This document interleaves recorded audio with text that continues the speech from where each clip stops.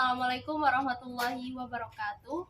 Selamat pagi, izin perkenalkan diri. Nama saya Mufidah Ambaria, saya perwakilan dari kelompok 6. Baiklah, di sini saya ingin mempresentasikan mengenai hasil kerja kelompok kami, yaitu perkembangan ekonomi ekspor dan impor di Indonesia dalam kurun waktu 5 tahun terakhir, yaitu pada tahun 2018 sampai tahun 2022. Pendapatan ekspor dan impor negara Indonesia dalam 5 tahun terakhir sejak tahun 2018 sampai tahun 2022, jumlah dalam satuan dolar atau US paling banyak terdapat pada tahun 2022 dan paling sedikit pada tahun 2020. Pada tahun 2022 terdapat kurang lebih 237.443 US. Sedangkan pada tahun 2020 atau hal yang paling kecil yaitu terdapat sekitar 141.568,8 dalam satuan dolar US. Ekspor dan impor Indonesia selama 5 tahun terakhir dengan negara tujuan Malaysia dan Singapura paling banyak adalah Malaysia, karena Malaysia paling banyak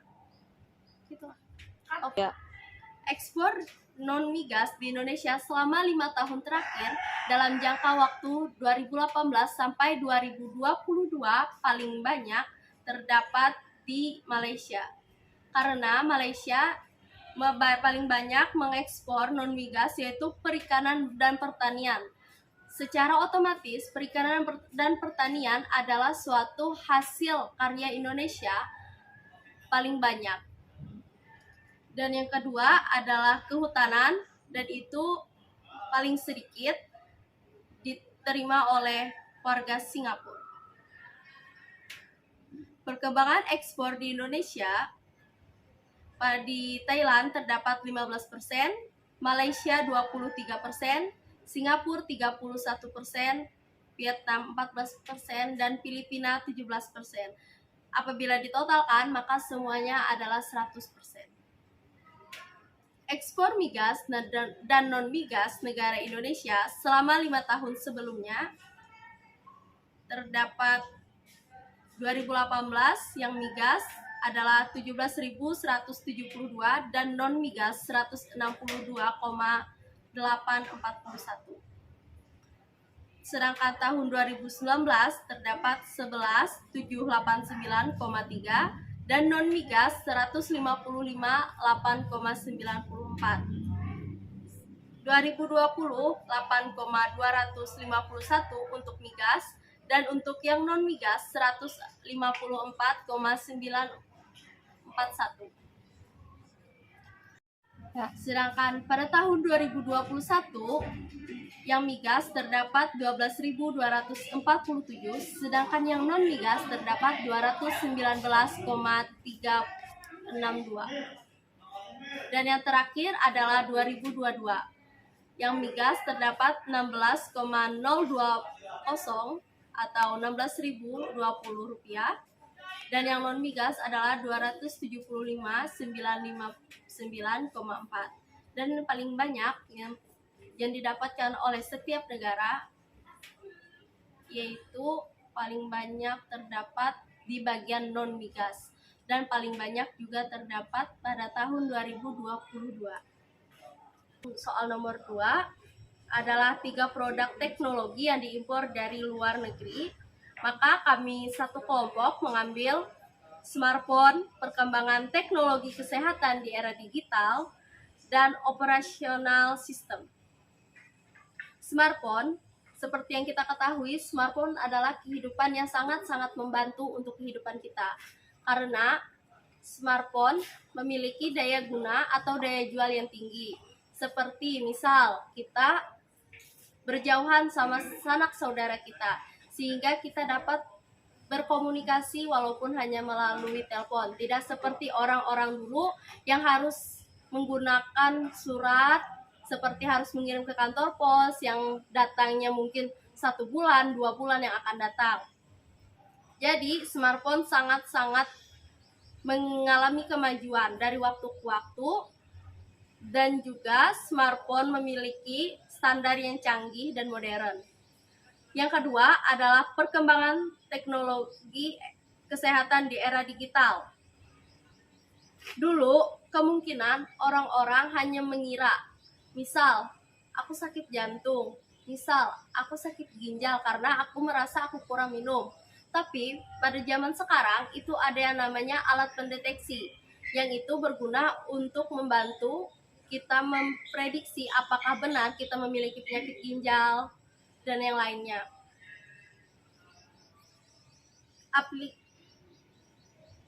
Bayangkan, pasien dapat berkonsultasi langsung dengan dokter hanya melalui aplikasi kesehatan daring atau online di ponsel pintar.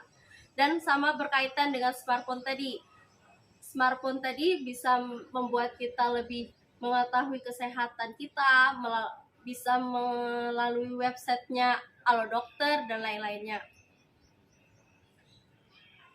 Dan yang ketiga adalah dengan cara operasional sistem atau sistem operasi adalah software terpenting yang berjalan di sebuah komputer.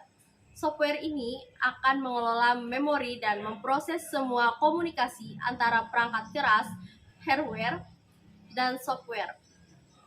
Salah satu keunggulan sistem operasi terdistribusi ini adalah bahwa komputasi berjalan dalam keadaan paralel. Proses komputerasi ini dipecah dalam banyak titik yang mungkin berupa komputer pribadi, prosesor tersendiri, dan kemungkinan perangkat prosesor yang lain. Sistem operasi terdistribusi ini bekerja baik dalam memecahkan komputasi dan baik pula dalam mengambil kembali hasil komputasi dari titik-titik cluster untuk ditampilkan hasilnya. Contohnya seperti Android, Plum, BlackBerry, Java, CentOS, dan lainnya. Yang nomor 3 adalah apabila kami mempunyai kewenangan untuk mengatur kegiatan ekspor dan impor di Indonesia, maka kami memilih 5 produk ini. Yang pertama adalah Indomie, karena produk Indomie adalah produk yang pertama kali dikenalkan dengan rasa kaldu ayam yang saat itu sangat sesuai dengan selera orang Indonesia. Selain itu, mie instan lebih praktis, harga terjangkau, dan lebih awet. Serta Indomie juga merupakan makanan yang cepat saji dan juga bisa digunakan untuk mereka-mereka yang harus merasakan kehangatan-kehangatan. Karena kan banyak tuh Indomie yang berkuah. Produk yang kedua adalah saus. Produk industri saus tomat di Indonesia dinilai memiliki keunggulan karena sejalan dengan maraknya bahan baku substitusi atau bahan baku pengganti. Adanya rantai pasokan bahan baku substitusi membuat industri ini memiliki peluang pasar ekspor yang sangat besar.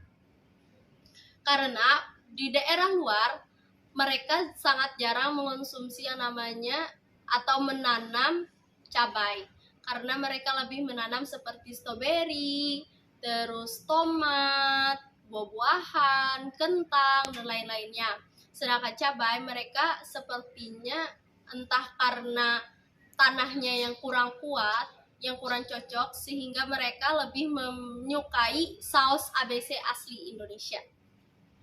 Sedangkan produk yang ketiga adalah Kopiko. Kopiko yang kami ambil di sini adalah dalam varian permen. Karena pasar produk ini sampai ke pasar internasional seperti negara Belanda, Jerman, Australia, Filipina, dan lainnya. Karena yang pertama, Kopiko dipercaya sebagai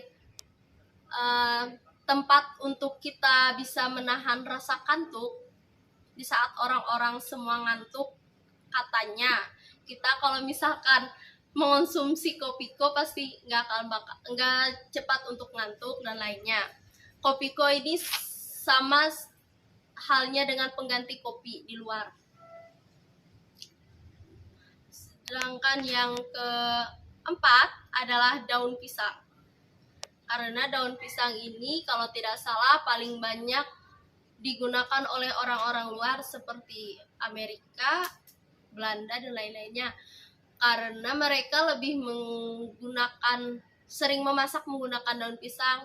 Karena yang pertama, daun pisang memiliki warna yang khas, terus untuk obat bisa, untuk memasak bisa, membakar ikan. Terus juga kalau tidak salah di salah satu negara di luar negeri, daun pisang memiliki harga yang cukup sangat-sangat relatif tinggi, tidak seperti di Indonesia yang tidak ada harganya. Maka dari itu, daun pisang juga memiliki tempat atau pasaran impor yang tinggi, ekspor yang tinggi untuk negara luar. Daun pisang juga memiliki banyak manfaat seperti yang sudah saya katakan tadi, tapi sayangnya masih belum banyak diketahui oleh orang lain. Manfaat kesehatan dari daun pisang tidak lepas dari kandungan nutrisi di dalamnya. Kandungan tersebut memberikan manfaat daun pisang seperti mengurangi panas dan meredakan sakit kepala. Terus yang terakhir adalah tolak angin. Nah, tolak angin ini banyak maksudnya, banyak khasiatnya.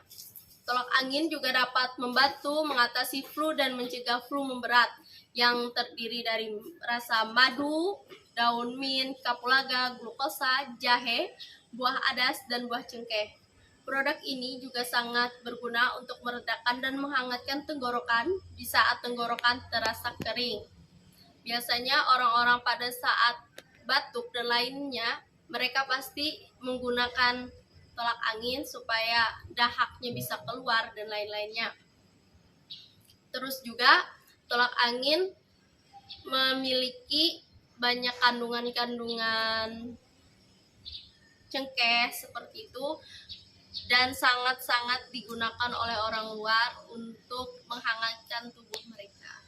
Mungkin hanya itu yang dapat saya sampaikan, kurang dan lebihnya saya mohon maaf. Saya perwakilan dari kelompok 6, pamit undur diri. Wassalamualaikum warahmatullahi wabarakatuh.